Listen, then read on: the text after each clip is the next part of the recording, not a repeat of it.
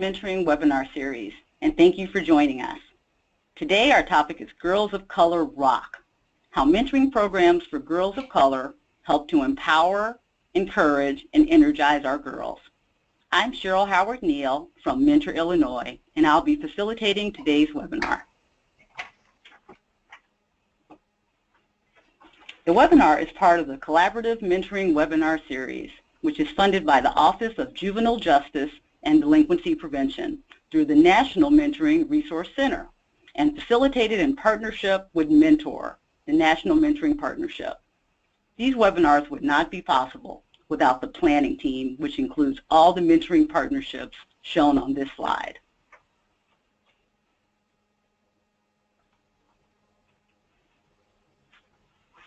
A bit of housekeeping. Before we get started, I want to make sure that you understand that at 1 week after in 1 week you will receive an email with information about how to download a copy of the slides and view the webinar recording. You can also access this information directly by going to Mentor's website. And to continually improve the series, we're looking for your input. A short survey will pop up as you exit the webinar today. Please take just 3 minutes to give us your feedback. It would be really important and beneficial for us.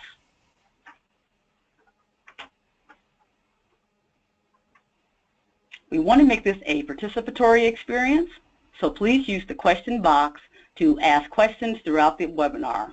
Jennifer Burgoyne from Mentor, she'll be queuing up your questions all along the way. So if you have a question for a panelist, feel free to just type it into the box. We likely will not get to all the questions because we have over 300 of you on the call today, but we're going to do our very best. First, we'd like to get a sense of who is with us today, so we have 2 short polls to get you started. First question, what is your experience level in the mentoring field? Beginner, experienced, expert? And we'll give you just a second to respond.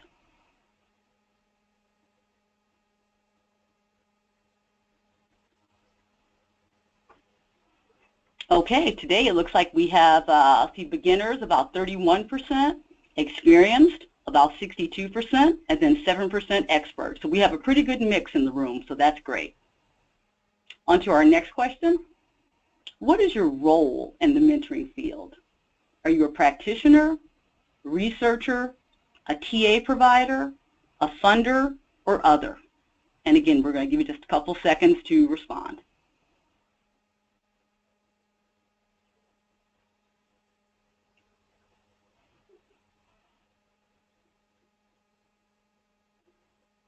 Okay, here we have a ton of practitioners. This is great. So 67% practitioner, 1% researcher, 4% TA provider. We don't have any funders, and then we have some other. If you are an other, if you could type into the chat box exactly what your role is in mentoring. We're always curious to find out who is tuning into these webinars. That would be super helpful. So thank you for that.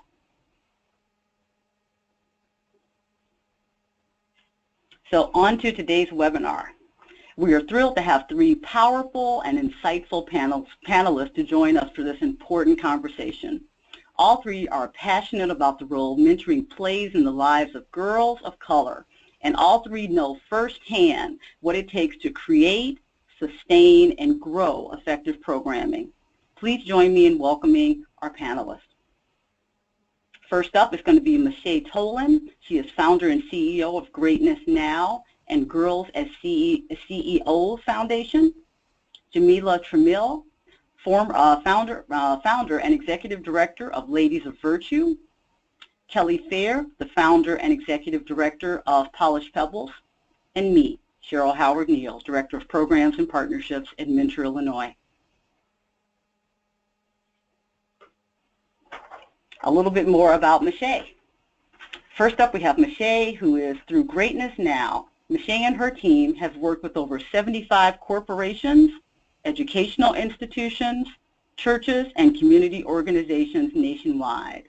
She proudly serves as a national speaker, consultant, coach, and trainer who passionately teaches greatness through the prism of authenticity, intentionality, and gratitude.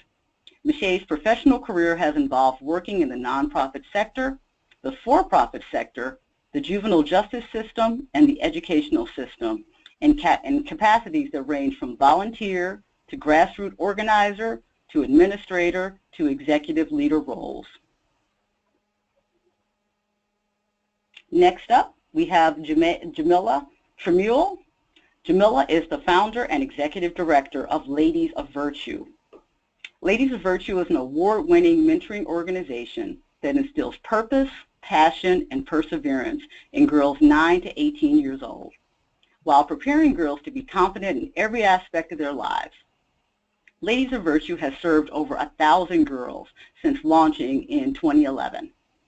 As a nonprofit leader, mentor, and speaker, Jamila has over 10 years of experience in strategic planning and parent community engagement for nonprofit organizations, including Northwestern Memorial Hospital and Learn Charter School Network. Jamila is a broad residency alum, which is a highly competitive leadership program that places participants in high-level managerial positions to help transform our public school systems. She has also served as Toastmasters International District 30 Youth Leadership Chair, overseeing public speaking and leadership programs for 4,000 members. Then on to Kelly Fair. Kelly is founder and executive director of Polished Pebbles Girls Mentoring Program, which was started in 2009.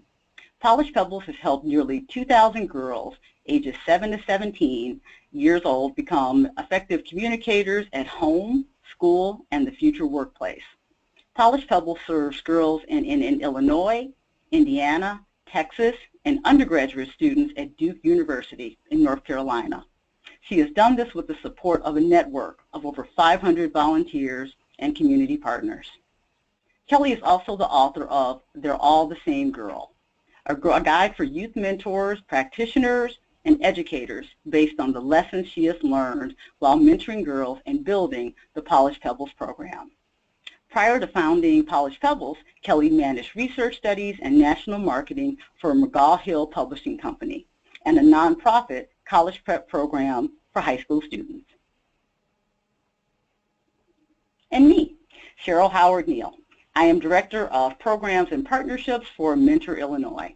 I have over 25 years of experience in the nonprofit sector, working with mentoring programs, volunteers, and youth. I facilitate trainings and workshops around the state and help disseminate information about mentoring best practices. I also provide technical assistance to organizations and assist them in creating work plans to strengthen their program. Prior to Mentor Illinois, I worked at Big Brothers Big Sisters of Metropolitan Chicago for 5 years, holding various positions, including Director of Community-Based Programs and Program Support Specialist. But before we were panelists, we were women of color. Before we were panelists, we are women of color. We were girls of color. Girls that struggle with self-esteem and confidence, girls that didn't regularly see ourselves on TV or in magazines being portrayed in a positive light. Girls that wondered what we would be when we grew up. And today, girls of everywhere continue to wrestle with these very same issues day in and day out. And as we work to support and encourage our girls, we must first understand the challenges they face and then ensure our programs are ready and able to assist. So to help us frame things out, we would love to know a little bit about what you think, because this is all about you and gathering more information. So we have a couple poll questions for you. First question, what is the primary ethnicity of the girls you're currently serving in your program? African American, Hispanic, Caucasian, Asian Pacific Islander, or Native American? And we're going to give you just a couple seconds to please respond.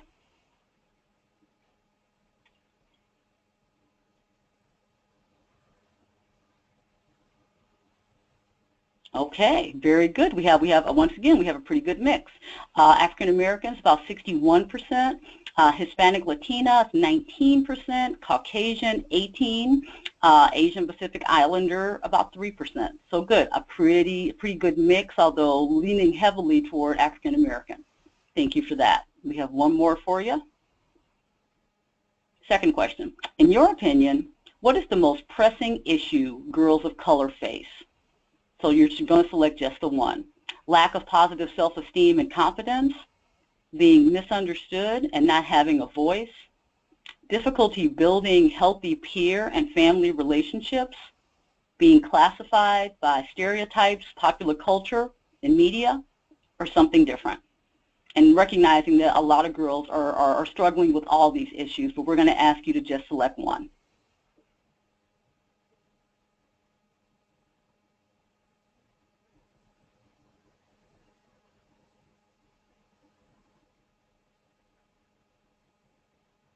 Okay, so let's see. 29% lack of positive self-esteem and confidence, 18% being misunderstood, not having a voice, 15% difficulty building healthy peer and family relationships. Kind of our biggest winner being classified by stereotypes, popular culture, and media, so 38% there, and then a 1% other. So this is good. This is a good mix once again, and we're going to touch on all these things. All the panelists are going to touch on these particular qualities and issues. So as we know, girls of color face all these types of issues, and with the help of our panelists, we will start to unpack some of these issues and discuss ways that mentors and mentoring programs can assist our girls.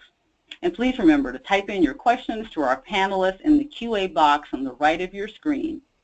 First up, we're going to hear from Mischa. Good afternoon, everyone. How are you? So glad that you all could join us. Thank you, Cheryl and Mentor, for having me be a part of this call. Also excited to be joining my colleagues, Jamila and Kelly, who will certainly dig deeper and more particularly into some of what I'll be introducing to you for your hearing. My goal here is to give you the bigger picture, right? So I'm going to do a kind of holistic framework, and I want to come from these three pieces. I want to look at the barriers, then I want to look at the research, and then I want to talk about the success, because I don't want us to get stuck in either the barriers or the research. I also want to start off by sharing that my presentation is going to be informed by a few things. One is that I have been mentored for the last 29 years by the same two amazing women. I have been a mentor for 25 years. I served as a certified master trainer with Maryland Mentoring Partnership for almost 10 years. And have been the program director of a couple of mentoring programs, and then more recently, last year, I was the former director of training and technical assistance for for Big Brothers Big Sisters of Greater Chesapeake. I also don't want to leave out the fact that my presentation will certainly be informed by conversations and intimate engagement with more than thousands and thousands of girls. So really, really excited to talk with you today through all of those different lenses. We can go to the next slide. First, I want to talk about the idea of what our girls are facing by way of barriers. So social barriers, certainly when we look at this piece to the left, these couple of pictures, the celebrity barriers, we have young ladies who are in the limelight, who are called celebrity, who don't necessarily take on the role of role model, but in our girls' eyes, they are their role models. And so when our girls see them looking like they can look sometimes with almost no clothes on, more often than not allowing body parts to show, it sends a signal to our girls, it sends a mixed message to our girls that this is what they need to do to be seen, to be heard, to make a whole lot of money. And so a barrier becomes trying to emulate what the celebrities that they think are role models are doing. Another barrier, a social barrier, is the headlines.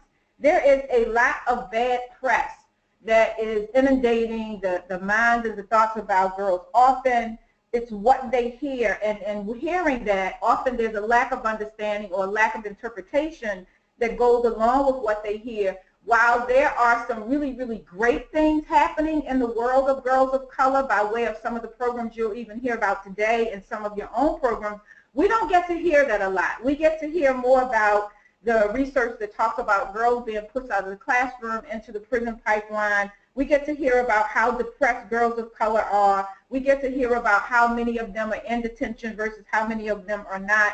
So that can really weigh on the psyche of someone. I saw that the statistics spoke to stereotypes and how stereotypes are also affecting our girls. So headlines are a big deal. They're reading them, they're paying attention to them, but they don't know how to interpret them. And then one of the last social barriers is social media. I think that really goes without saying. There's so much to be said about the impact, the psychological, emotional, and mental impact that social media is having on our young ladies. So much so, social work is my background, and one of the things we're learning in our field is that we're seeing more and more girls coming in for treatment because of not having enough followers, not getting enough likes, and the depression that it's being caused from young people not having what they perceive to be the kind of connection they want to have on social media. Not too long ago, we had a teenager who actually videoed her killing herself on Facebook Live, right? And so, again, there's something to be said about the barrier that this social media is having on our girls. You can go to the next slide. So those are the three around the social barrier piece, which are big. And then we talk about the educational barriers, what they are encased by, the lack of good and promising exposure. What does that translate to? It translates to, in some instances, not all, of course, deplorable learning environments, right? Then we have decaying neighborhoods in which the young people come from to go into schools that are not up to par. Unfortunately, we have too many young people, too many young ladies living in dysfunctional homes. And when I say that, I want to be clear that I'm not just talking about dad being in prison or mom not being in the girl's life. I'm also talking about dysfunction from the perspective of having two parents who are extremely busy, who don't have enough time to be there for their daughter, to listen to her, to see how her day was. That in and of itself is a level of dysfunctional. And so I wanted to just kind of make sure that we understood that. Inherent classroom bias from the time our girls show up in their brown skin. What is the thought about who they are just because they've shown up in their brown skin, and them getting a sense that someone is thinking something of them just because they've shown up in their brown skin. Racial inequity throughout educational systems. Again, we see this, we hear it, we read about it. There's the idea, and I hear this too much from girls, that they don't think they're smart enough, that they don't think that they're as smart as their Caucasian or Asian counterparts. And there's something to be said about where that's coming from. Recently, I had a conversation with some young people who were in their guidance counselor's office, and the guidance counselor said to them, that these are 11th and 12th graders, guidance counselor said to them, if you don't have a 3.4, you should leave my office, or a 3.0 or 4.0, excuse me, you should leave my office. And more often than not, it was the girls of color who were being put out of office and the Caucasian girls and the Asian girls who were allowed to stay.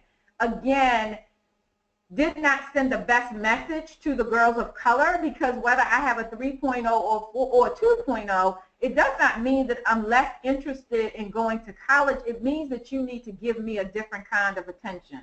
And then there's the educational barrier of low self-esteem, which from my experience has been kind of contributed to by all of the other things that we listed above that, in addition to not having up-to-date books and not having things in the classrooms that teachers need to be able to teach our girls in the most excellent way.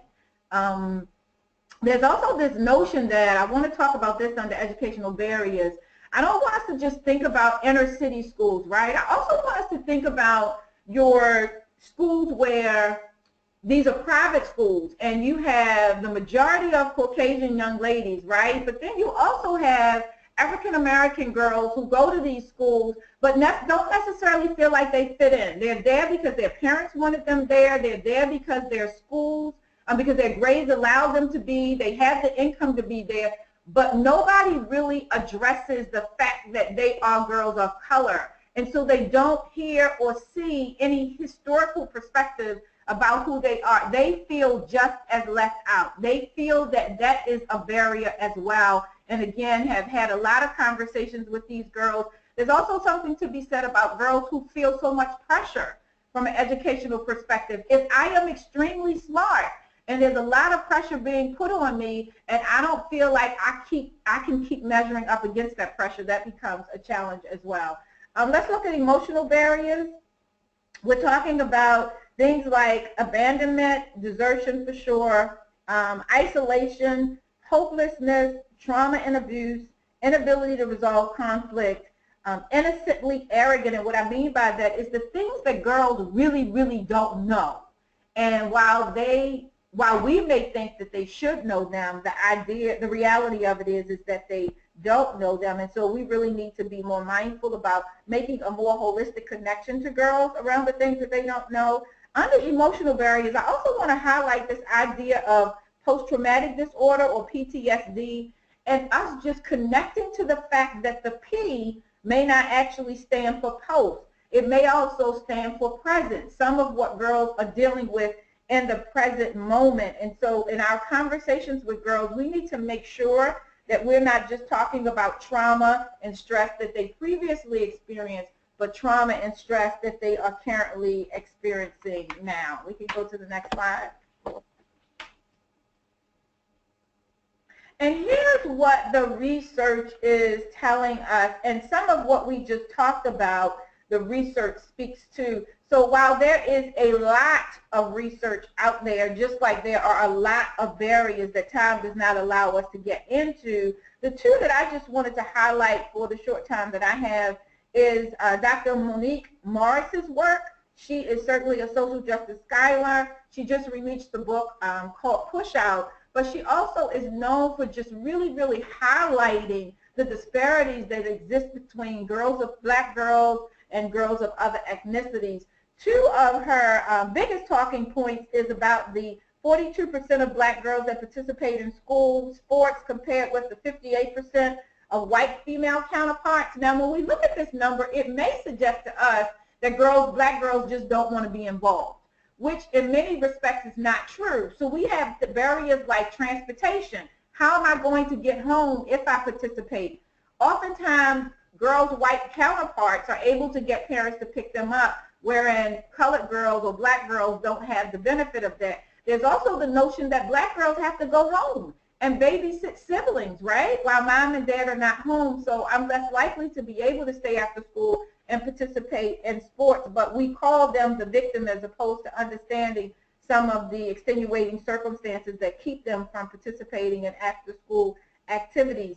The other piece of data that Monique points out is Black girls represent less than 17% of all female students, but they are 31% of girls referred to law enforcement and about 43% of girls with a school-related arrest. Again, a huge disparity, something that we really need to keep our finger on the pulse of and investigate a little deeper. And when I look at this, or looked deeper, dug a little deeper into this 31% and this 43%, I want you to know that some of what girls are getting arrested for and put out of school for are things as simple as attitude, words that they have on their t-shirts, the way that they're wearing their hair natural, the thought that because they ask questions, mean that they have a chip on their shoulder or they don't know how to submit to authority. So these are the misrepresentations of girls that are easing them into the juvenile justice system in ways that really create a disparity. Let's look on the other side, on the right side of the slide. The White House Initiative on Educational Excellence for African Americans hosted the Student Summit to advance educational excellence for Black girls.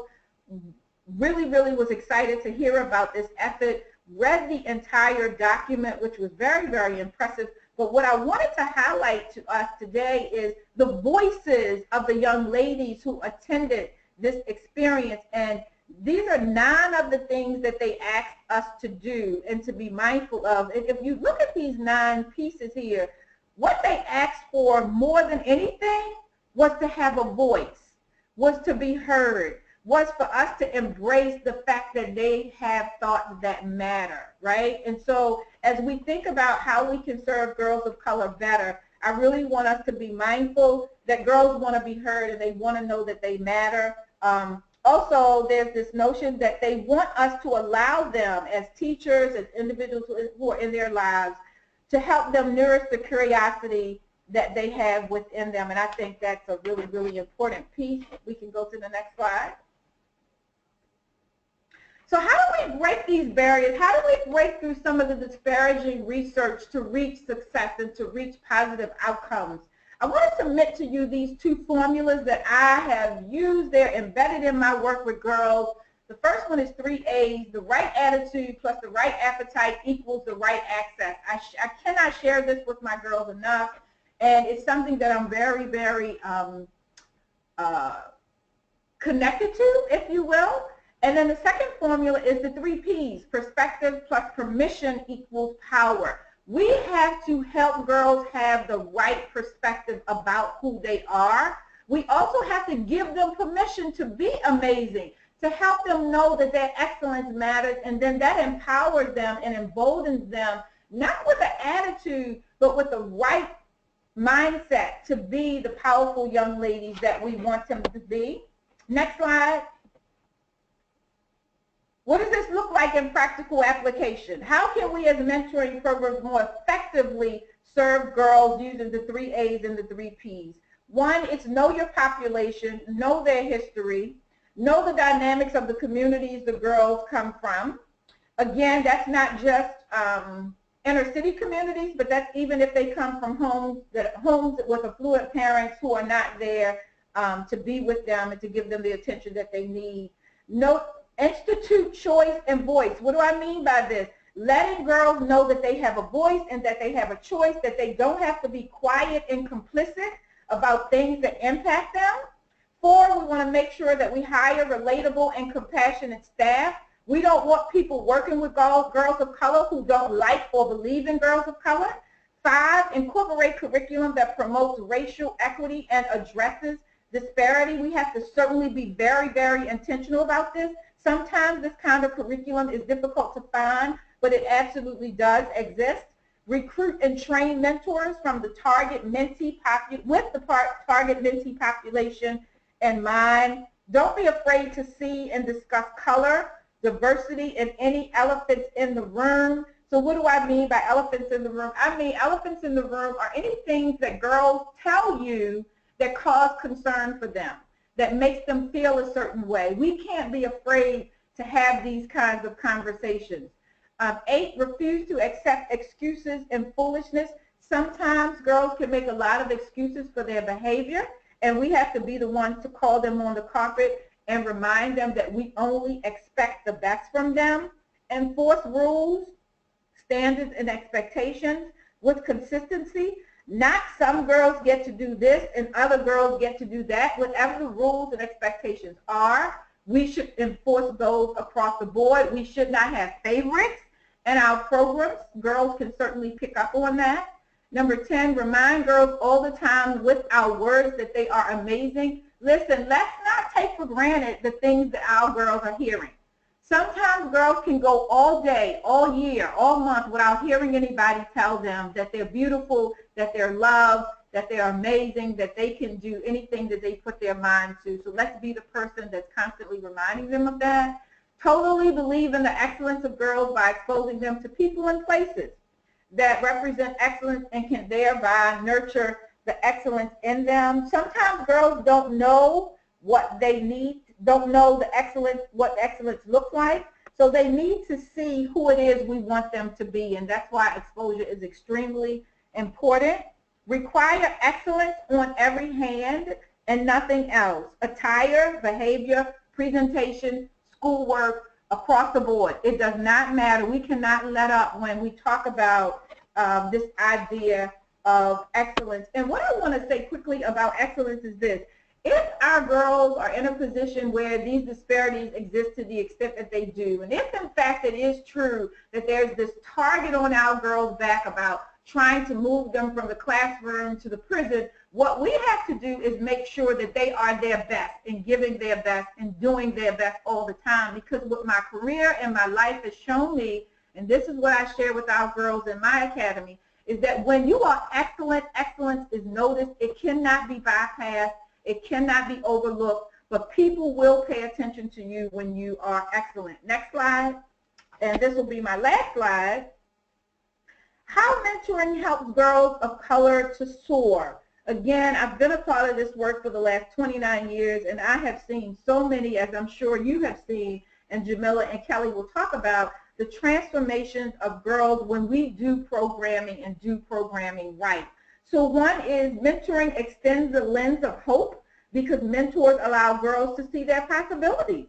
Mentoring fills in the gaps because mentors remind girls that they are not alone and provide needed answers girls may not have had before.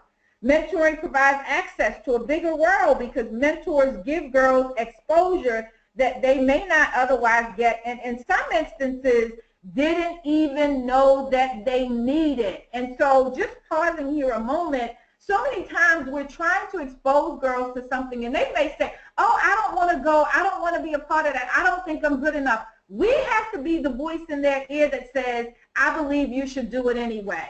I have exposed girls to so many things, and I'm sure Jamila and Kelly can attest to this, that they didn't want to do, but after they did it, they just felt like on top of the world. So we need to make sure that we're not allowing girls to count themselves out. Mentoring increases academic interest and performance because mentors encourage educational excellence. Mentoring builds confidence and self-esteem because mentors show unconditional love, support, and care. And then lastly, mentoring reinforces an individual responsibility to give back because mentors teach the significance of reinvesting just by showing up consistently. I think all of us on this webinar can attest to a girl or two or maybe 10 that we have had the benefit and the blessing of mentoring who then turned around and paid it forward by becoming a mentor. So as we do this work, it's important to be mindful that we're setting a precedent for not only what excellence looks like, but also what it means to be a servant, to be to engage in community, to make the world a better place, one positive relationship at a time. And so thank you so much for allowing me to share, and I'll take any questions. Thank you, Mischa. That was great. Thank you for framing it out and making it real for us. Thank you for that.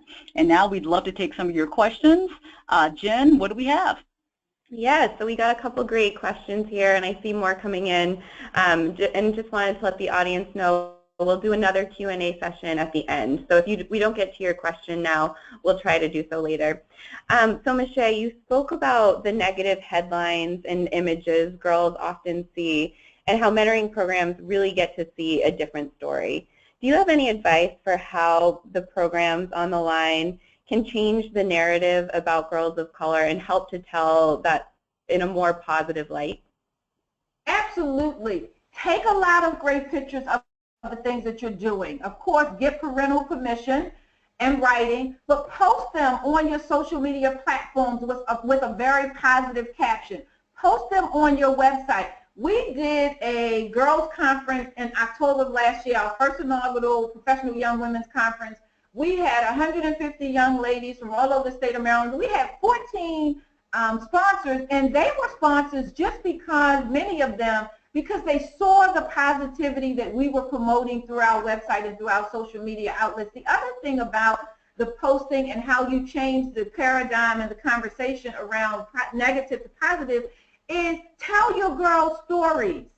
Tell your girls stories. Talk about how your girls go from I'm not being sure to being sure. It's very important that we give our girls a voice. If I'm going on TV, one of my girls are going on TV with me. If I'm invited to speak at a conference, to the extent it makes sense, I'm taking one of my girls to speak at the conference with me, or they're going to be with me, and I'm going to write about it. So we really need to tell our stories. We need to show our stories. We need to counter the negative on social media with some positive on social media. Excellent. Thank you so much. And I think we have time for one more question here. Someone wrote, what advice do you have for recruiting mentors that have similar life experiences and backgrounds as the girls of color they mentor? That's a great question. And so be very targeted in your recruitment. You know, you can actually put that in your caption or in your recruitment messaging, the kind of mentors that you're absolutely looking for. I would also say don't just be one-dimensional in the kind of mentors that you're looking for. You don't just want mentors. So if you have girls who, for example, come from low-income homes, you don't want just mentors who come from low-income homes. Why? Because our goal is to expose girls to things that they may have never been exposed to, right? And so we want girls who can relate, or women that they can have experiences with from all different kinds of backgrounds across the continuum. But message it the way that you want to recruit mentors. Don't underestimate the circles that you're in, meaning your family and your friends, and spreading the word that way. Certainly recruit from schools that the girls go to. Sometimes teachers and administrators from school systems are very excited about being individual mentors, but don't get that invitation, right? Because we think they're too busy being teachers and administrators. But that's also another great place to recruit from as well. Excellent. Thank you so much. You're welcome. Great. Thank you, Mischa, and thank you for all the thoughtful, insightful questions. Thank you, and we're going to get to some more of your questions a little bit later on in the webinar. Next up, we'd like to welcome Jamila, and she's going to tell us more about Ladies of Virtue. Jamila. Thank you, Cheryl, and thank you, Mischa. That was just wonderful, that background that you provided.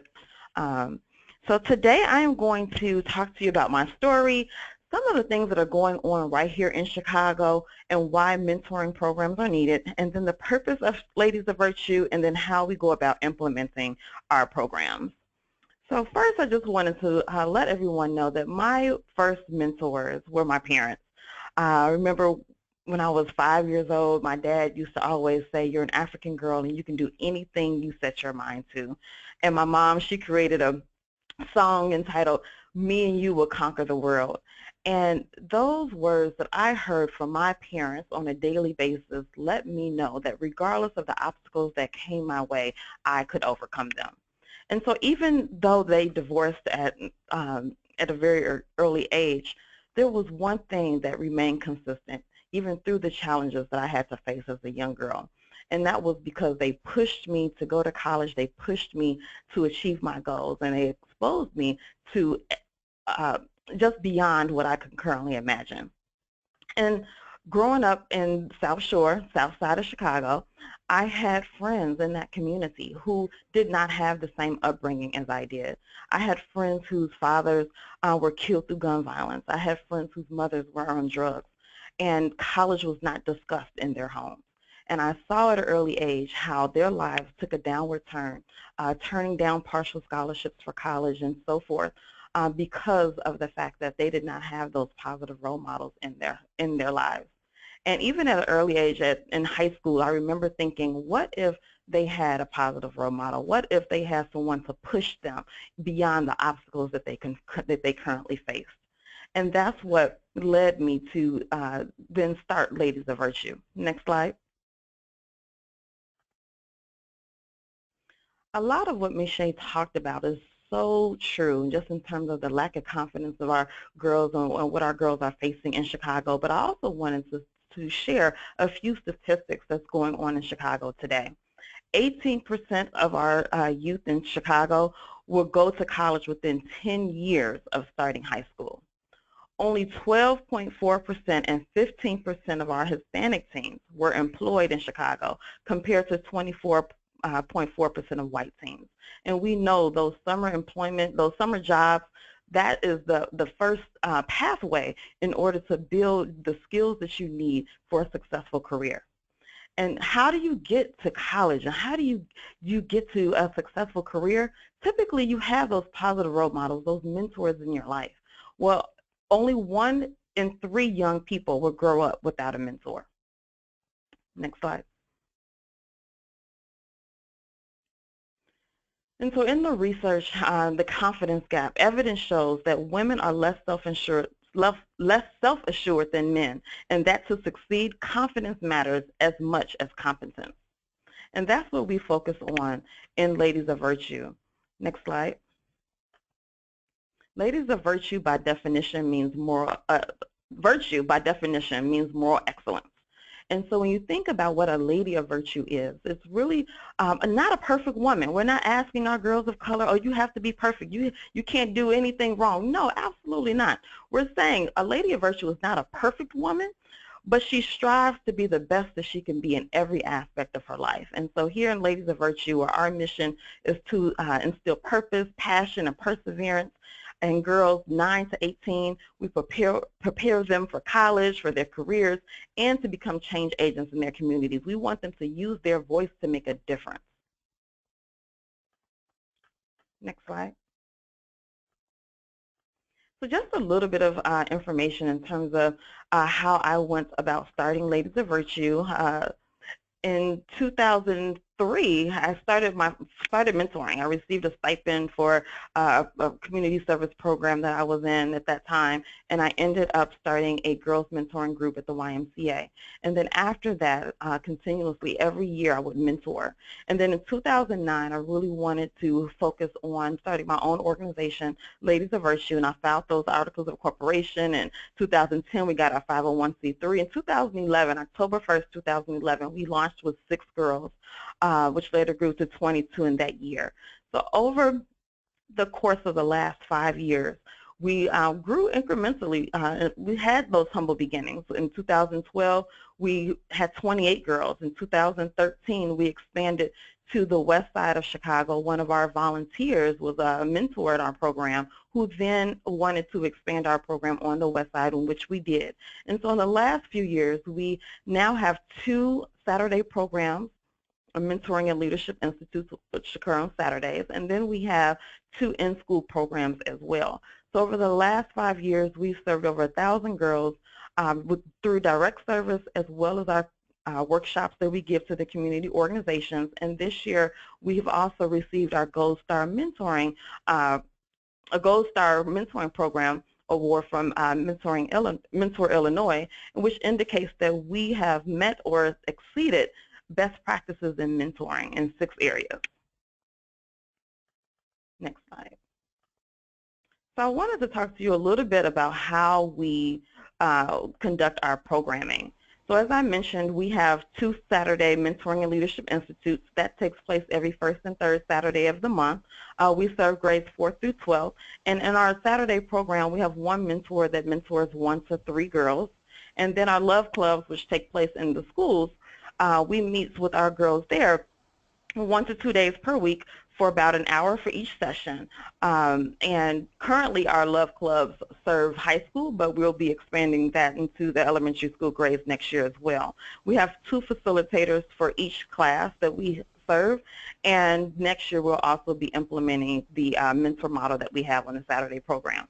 So as you think about your own programming in terms of Saturdays and in school, a couple of advantages for each. For the Saturday program, you're able to dig deeper into the content.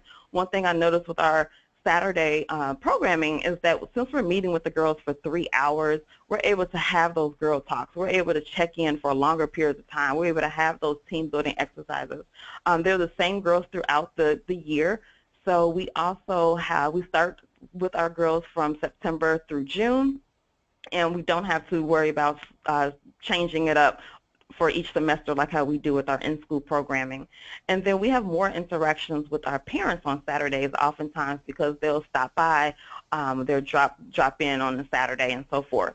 Our in-school programming, the advantage to this in particular is that we have easier access to grades, we have a better relationship with teachers, and so therefore we're able to understand disciplinary and academic concerns even more so. Also with schools, our community partners, we have been able to tap into the school's community partners and corporate partners even more so now that we're in the schools. And then there's potential for growth. As you think about expanding, oftentimes you may not want to think about a new program site at a different school. You may want to just add additional students at the school that you're currently serving. Next slide. I wanted to talk a little bit about how we go about encouraging, empowering our girls of color and educating. And how we do this is through an interconnected curriculum. We aim to educate, expose, and empower girls of color. We serve 98% African American girls and 2% Hispanic. And we aim to educate our girls on how to get to college and prepare for their careers. We're exposing them to committed mentors and to opportunities that they may not have had in their own homes. And we empower our girls to take ownership of the world around them through voicing their concerns through our service learning projects and understanding that we are a true sisterhood. We lift each other up as we climb. That's something that I tell our girls all the time, is that after you leave Ladies of Virtue, come back and mentor and ensure that the girls that come from behind you are just as successful as you are. And so we're happy to report that we had our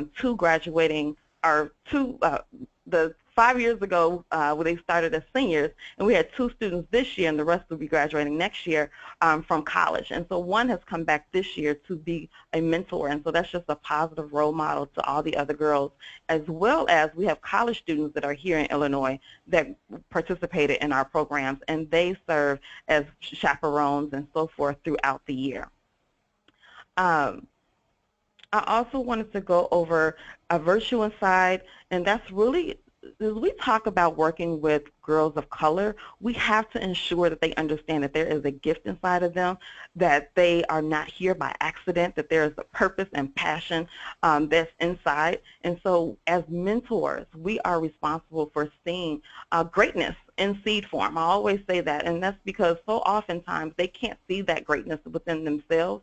So it's up to us to see what gifts are they showing that we can then pull out of them. For college and career, some of the things that we do to help our girls find their voice is participating in public speaking, and participating in roundtable discussions so that they're able to utilize their public speaking skills. We do this through a variety of different ways. Just recently, we had a Safe and Peaceful Communities Luncheon where our girls said, you know what, I want to talk to police officers about some of the issues and concerns that are going on in the violence in our communities. And so what we did was we partnered with the Police District 11, which is the district that serves our schools on the west side, and they were able to talk firsthand about sexual assault, about gun violence, about other issues, that police brutality, things that were on their hearts and minds. They were able to talk to them, and then throughout this semester, they're going to be implementing those solutions that they helped to create with the police officers. So those are some of the ways that we go about improving their public speaking skills, allowing them to have a voice in our programming as well. And then lastly, Pathway to Womanhood, we want to ensure that they have life skills that they can utilize as they become women, young women. And so we have them go through dining etiquette training, social etiquette in terms of how do you interact on social media and so forth, and then building confidence through cultural competence. And what I mean by that is that we have to understand that as women of color, there's such rich heritage inside of them.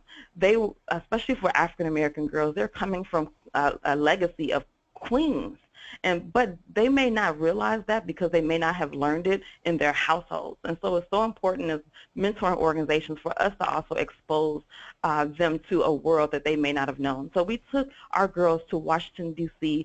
to visit the National Museum of African American History and Culture, and it was there where I saw their light up, their eyes light up as it relates to learning about their history. When they came back to Chicago and talked about Queen Nzinga and talked about Oprah and some of the things that she's done in her career, that made them so proud of who they were as young women, African American women. And so I realized at that moment that we have to create even more spaces for them to understand who they are, not only who they are currently, but the legacy that where they came from. And so that's what we're doing in terms of understanding their culture. And then girls have also came to talk to me about, hey, we also want to understand others' culture as well. So we're working on a new project called Love Sisters United, where we'll be having roundtable discussions with girls from different backgrounds and cultures so that they can understand, so they can share with one another about their backgrounds. And then that last final point is helping others succeed, and that's something that Mischa mentioned, and that's just really bringing it back to full circle, lifting each other as we climb. Next slide. The one critical component of ensuring that our girls have the best experiences possible is really through those corporate and community organizations and the partnerships that you will develop. With Google, for example, they hold a Girls Who Code event. And so that allowed our girls to go to Google and play around and develop an app and all of that. It was just so fun and just something that a skill that they did not have before. Craft, for example, they brought our girls in for a full day of live cooking demonstrations. The president of food service talked to them. And these, again, are experiences that they would not have had otherwise. Next slide. So if I could just leave you just with 5 tips on how to empower, encourage, and energize our girls of color, I would say number 1, share your story and be vulnerable. A lot of times you think that you have to come from their background in order to understand or be relatable, and that is not true. Everybody has gone through some sort of situation where you may have had low self-esteem in that moment of time, or you may have been bullied. There are some consistent, just being a girl, that we all have faced in our lives. And so share your story, be vulnerable every step of the way. The second piece would be see greatness in seed form, which I've talked about previously, but that's just so important that, that girl who may not be posting all the positive messages on social media, but yet she may have 10,000 followers, talk to her and tell her she's our future marketing director, but then guide her in terms of how she should then post so she can then be just reflect a more positive light. The third point I would say is allow our girls to have a voice and lead certain aspects of your program.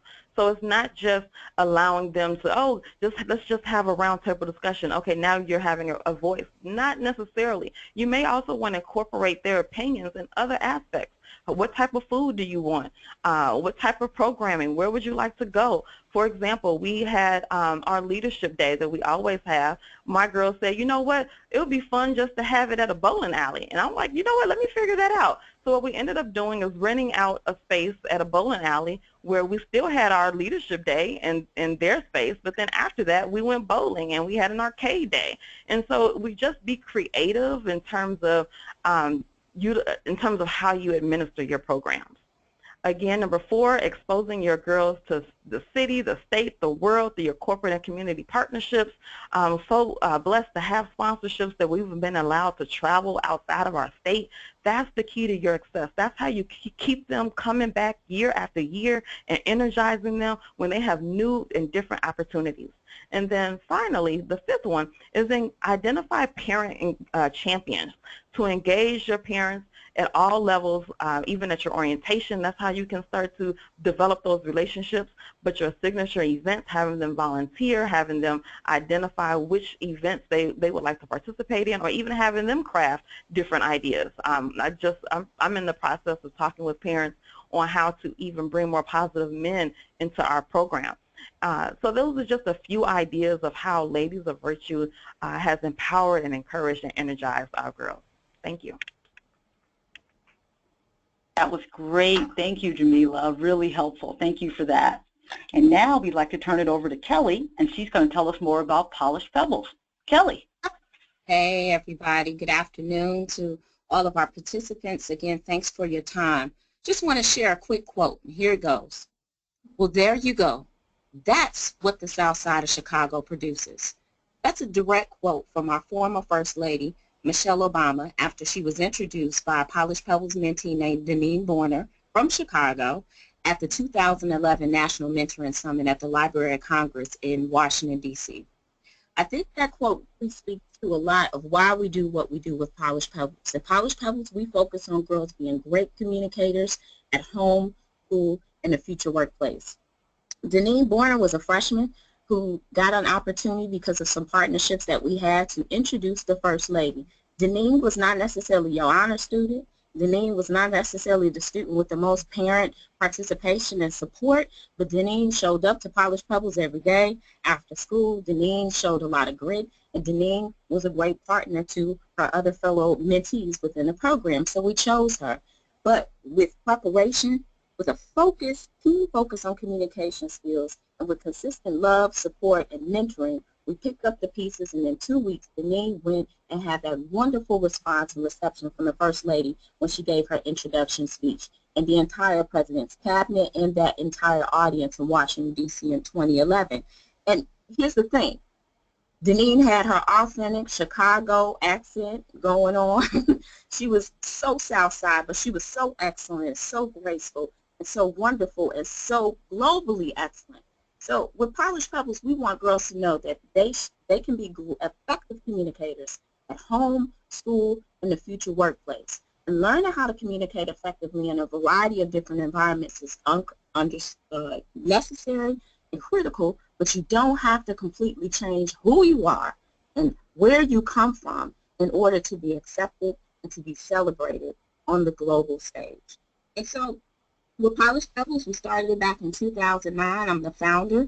We started off with 2 girls at a Southside Chicago library, and we've now served close to about 2,000 girls in elementary, middle, and high school here in the Chicagoland area. We serve girls in after-school programs, a Saturday program, and school day programs as well.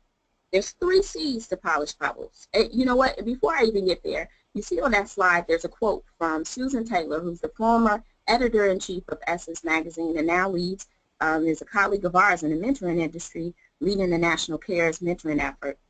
And a quote from one of her books said, like pebbles in a bag, we all polish one another. And so that's really what we kind of cling to on Polished Pebbles, is how mentors and how the girls and how school partners and families all come together in our experiences, after school, field trips, etc., and we all polish one another.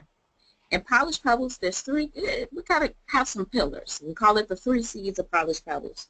Of course, the first, I told you, we focus is on communication. So the first C is, of course, communication.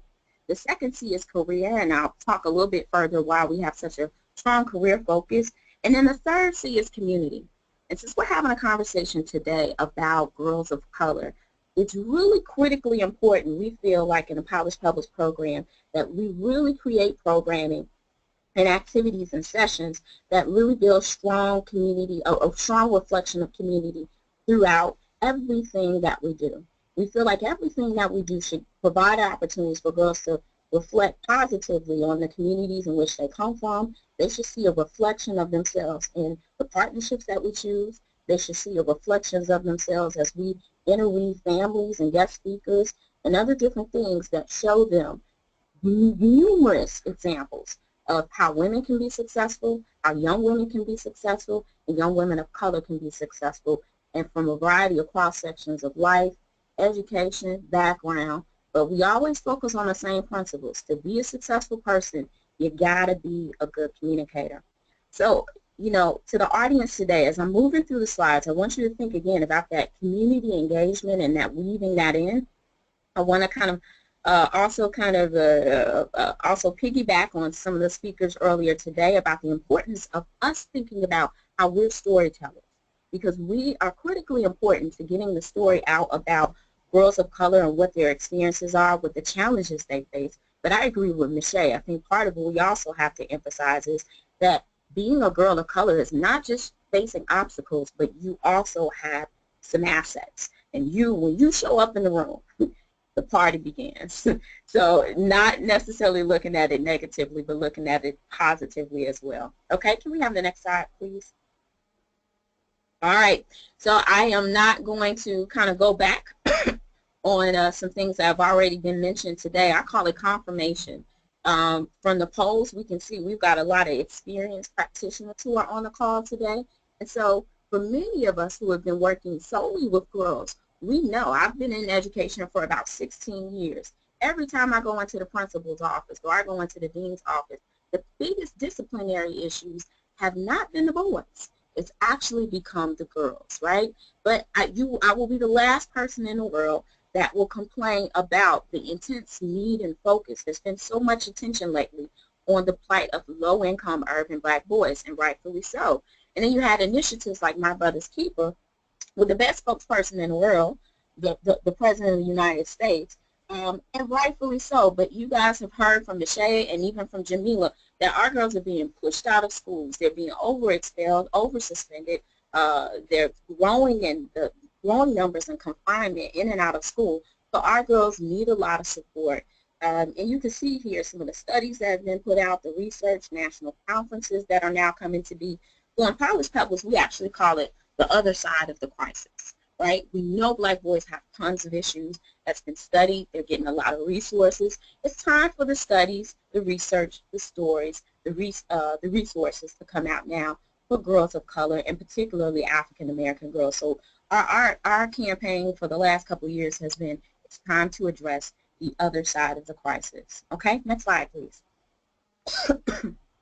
So, practitioners, not only are we thinking about the programming and how we design our programming to be most impactful for the girls that we serve, in order to get the same kind of garner, the same type of resources, same type of support, my gosh, we have to become storytellers. My gosh, we have to be the advocates for our girls of color. And so one of the examples I want to show today, I referenced earlier My Brother's Keeper, which was the president's led initiative to support black boys in America. Well, just last year, 3 U.S. congresswomen and my own congresswoman, Robin Kelly, all came together to create the Congressional Caucus on Black Women and Girls. Right? An opportunity for us to kind of build awareness about some of the challenges, the experiences of growing up a black girl, the experiences of black women in this country. But guess what? A lot of people don't know it exists. Now, some of you guys may have, because we're all in this industry. We're working in it day in, day out, and we probably all cheered and say hooray when it came out. But a lot of people don't. So guess what? As advocates, as practitioners, as storytellers, we've got to make sure people know that this is aware of it, that it exists, and how they can support, and then learn and educate themselves more on the experiences of girls of color through different entities just like this Congressional Caucus on Black Women and Girls. Okay, next slide, please. All right, so I think everybody has kind of hit it. The poll said it as well. Man, this is Kelly Fair, myself. Don't talk about my vest or my blossom glasses, okay? But this is me in 6th grade. And unfortunately, I had a common experience that most girls and most of us on this call may have experienced when we were in 6th grade. I was the most confident 3rd and 4th grade, 5th grader. I loved raising my hand in class. I loved being a leader. I loved the fact that I had jumped from 4th grade math to 5th grade math. But man, when I transferred schools in 6th grade and we had to wear regular clothes, my self-esteem took a nosedive. You could not have paid me money to get up in front of a group and make a presentation or answer a question to a guest speaker who could have been giving away money or pizza or a gift. No way. I was too worried about my press and curl not laying down flat like the other girls with perms. I was too worried that I didn't have the cutest clothes. I was too worried about what this girl would say than the boys would say. And so my self-esteem took a nosedive. And again, research says that's common for most girls at 6th grade. Next slide, please. All right. But guess what? I had some help along the way. Mentoring includes tools.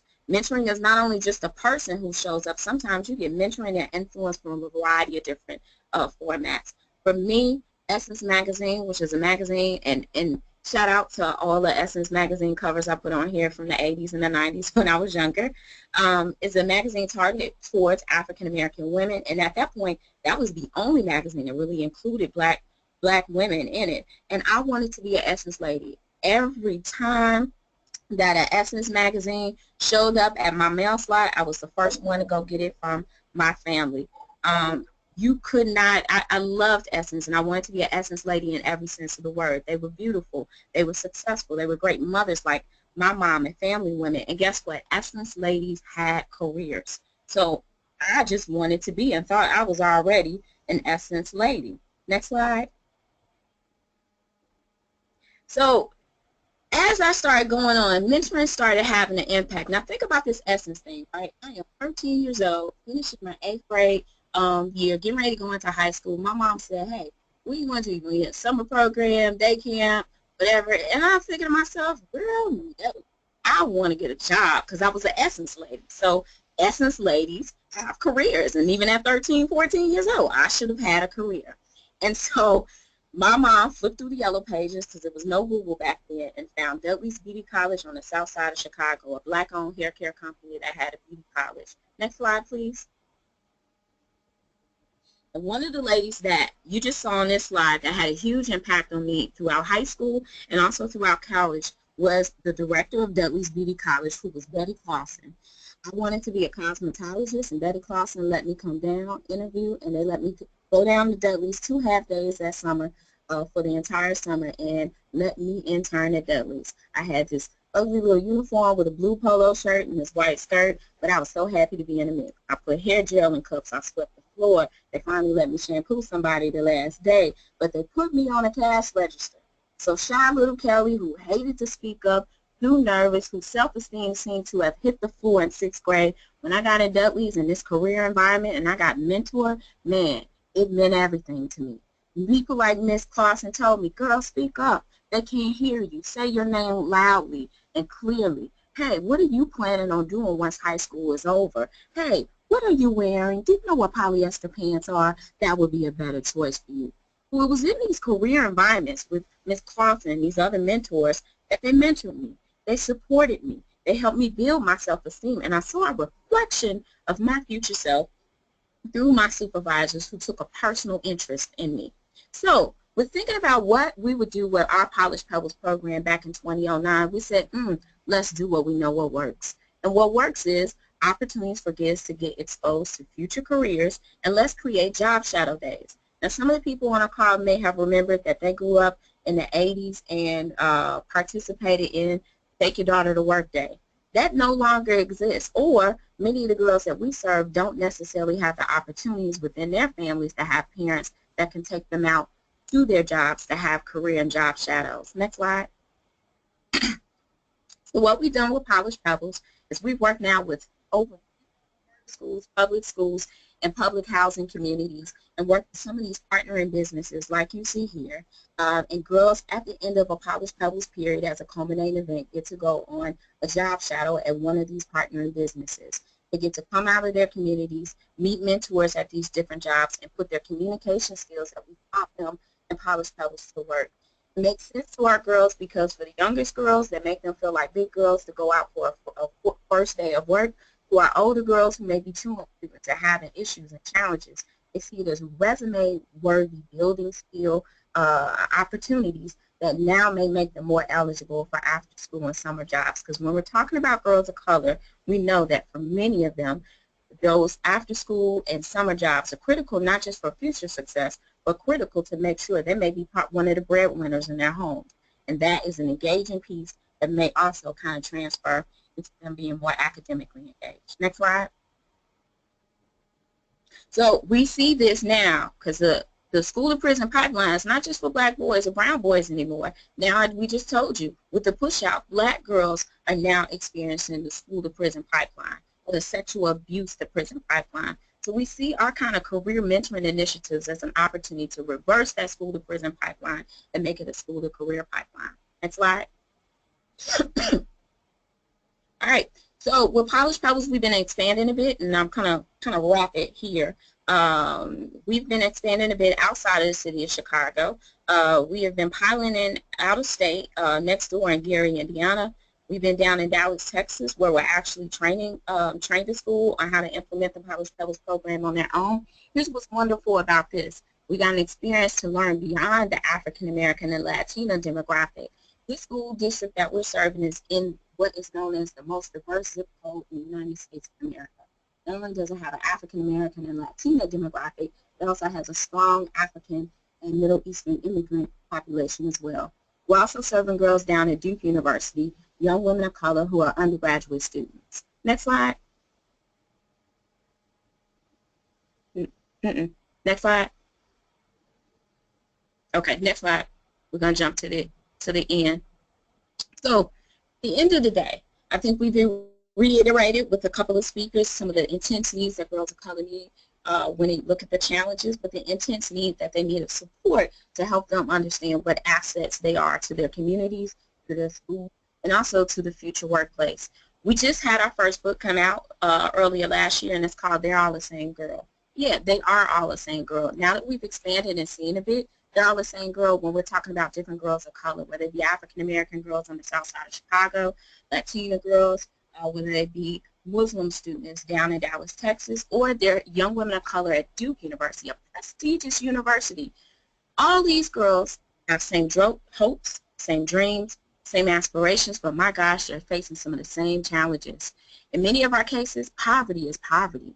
And that's not only just with girls of color, but that's also with some of our students who live in communities who are Caucasian, where they're facing the same kind of challenges with teen pregnancy, high dropout rates, and low economic opportunity. So we really emphasize that you use the lens that we approach this work is realizing every girl has hopes, dreams, aspirations, and many of the challenges, no matter where they're from, no matter what they look like, are actually the same. So when we approach mentoring, like Jamila said earlier, seen it as a seed, seen it as an opportunity to plant seeds of hope, love, and aspiration, and being intentional in how we design programming, we'll make sure that all of our girls will shine. I'm going to end that there. Thank you, Kelly. That was great. We appreciate that. Just to help us unpack this just a teensy bit more, and I know we're running short on time, we did have a question for both Kelly and Jamila. Jamila, we're going to start with you. Talk to us a little bit about how the pressures of social media and pop culture have affected the girls in your program.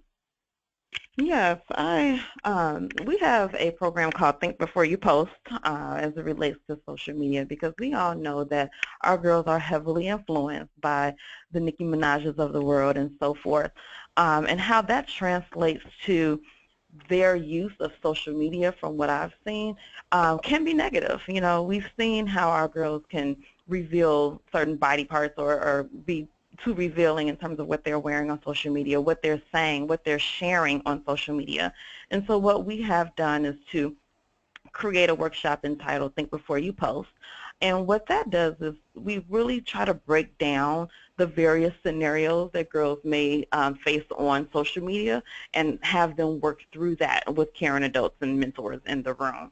Another thing that we've done is we've had their peers to analyze, who sometimes, let's be real, sometimes they don't want adults to be on their pages. And so what we've done in our workshops was to have their peers analyze their social media outlets, whether it's Facebook or Snapchat or what have you, and then we had them write down several notes. What is she doing well on social media? What can be improved upon? And then those notes then go into an envelope, and then they meet with their mentor and discuss those results of that conversation. So those are some of the creative ways that we've tried to implement in our program in terms of how to counteract some of these negative imagery that we've seen, that our girls are seeing. Another thing that we do is to ensure that our mentors are also reflecting a positivity, make sure that they're not cursing, making sure that they reflect the same values that we want our girls to reflect. We have to ensure that our mentors are reflecting that as well. Even if those girls are not following them on Facebook, girls are very attentive. They hear what other adults are talking about in the room, and so we have to make sure that we are a reflection of what we want our girls to showcase as well. Great. Thank you for that, Jamila. And Kelly, real quick, can you tell us a little bit about how your program helps girls of color to learn to embrace and kind of celebrate their culture, whatever their culture is? Yeah, so I think we work hard sometimes in being really responsive to paying attention to things that come out and we see in the media or just even within our network. A great example, we wanted to kind of talk about self-esteem or self-identity with our girls. An old high school friend of mine who's now a professor at Georgetown University, Dr. Mischa Toland, wrote a book called She's in Women's History, and the book is called Southside Girls. It's a story, a historical account about the experiences of black girls growing up on the south side of Chicago during the Great Migration. So, we've all heard that phrase, you can't know where you're going if you don't know where you've been. And we're in the midst of February Black History Month, and it's unfortunate that far too many of our kids really don't have a good sense of their history and their heritage and their culture. And so we used that book. We actually had Mischa come in town and do a reading from the book, and she's wonderful, miraculous, knowing how to communicate and convey and tell those stories about girls who were 10 or 12 years old riding the trains from Louisiana up to Chicago for the first time, or once they got to Chicago, the type of poverty that they faced. And then they get to see the similarities between their experiences now, unfortunately, and the experiences back then. And they're recreating this stuff. She had this look like her hair look like that. Things that carry these that they can relate and connect to now. And then bringing in the elders. Intergenerational mentoring is something that we probably don't think and talk enough about. But my gosh, what better way to get the story but to hear from elders from your community, from your school, who can tell you directly what the Great Migration was, what their experience was back for them in the Black world, and how to bridge that gap with our growth now. So that's just one tactic that we use. Great. Thank you, Kelly, and Jamila. Thank you for that. That was wonderful. Jen, any questions that we can get to in the last couple minutes? Yeah, so we've gotten a couple questions about cross-race matching. So Jamila, I'm going to start with you here. Do you think it's okay to match a white woman with a girl of color? And if so, how do you effectively train mentors on cultural competency? Absolutely. So my answer would be yes to that. As I think about how I've progressed in my life, I can honestly say that women of all races, and men for that matter, have made me who I am today in terms of encouraging me in the workplace and mentoring me in the workplace and things of that sort. So we actually had our first Caucasian woman as a program administrator and mentor at our prospective location. She is a University of Chicago graduate student, and that has been working out really well. I have to say she also has had a lot of experience with girls of color, so that was that transition. But in terms of training on cultural competency, we do have a robust training in terms of what our girls of color are facing, similar to some of the discussions and commentary that Mischa brought up, so that all of our mentors, regardless of race, understand what they are getting into.